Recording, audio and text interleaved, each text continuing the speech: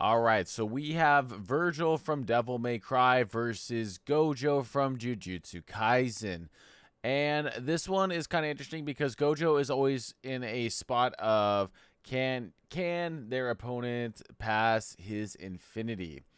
And with Vergil, Vergil's a pretty messy matchup for Gojo because if you're a DMC fan, you probably already know this, especially from my content, but Vergil has the Yamato. It can slice through dimensions like the underworld and the human world, and he's able to walk through it after slicing through it. On top of, he has the power to be able to defeat the likes of a whole bunch of different characters. So, like, think of like Nightmare from Devil May Cry 1 as an example, as kind of like, you know, a good spot to start, and then a whole bunch of stuff comes in a second, right? So Nightmare was noted to be able to destroy the infinitely sized underworld, and he was created by Mundus. Mundus was defeated by Dante. Dante goes through a whole bunch of amps to go through from Devil May Cry 1 to the Devil May Cry 2 novel to the Devil May Cry 2 game.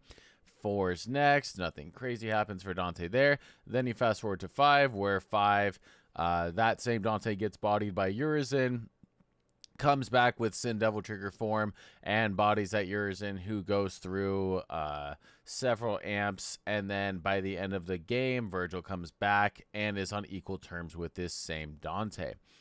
And so that leads us to Gojo.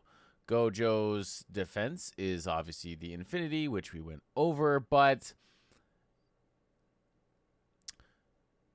Gojo has really good hacks. He has really good speed. He's like, you know, top dog, maybe not the top dog, but he's definitely in the top for Jujutsu Kaisen, right? So makes sense to pit them against each other. And Vergil is, I mean, his speed is quite literally insane. Pluto is able to travel across the infinitely sized underworld we just went over instantly.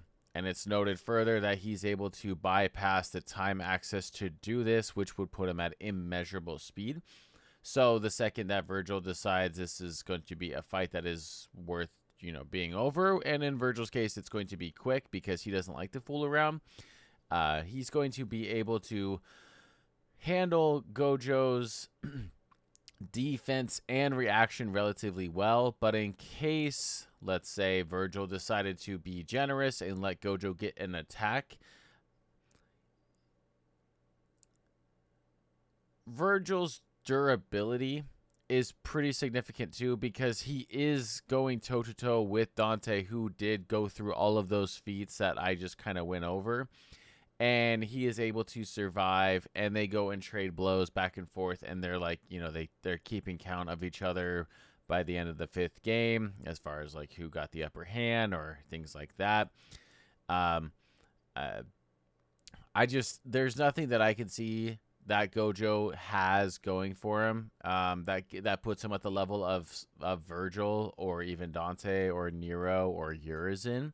Maybe even, you know, probably even Sparta as well, considering those were his weapons: the Yamato, the Rebellion, and Devil Sword, or the Sword of Sparta.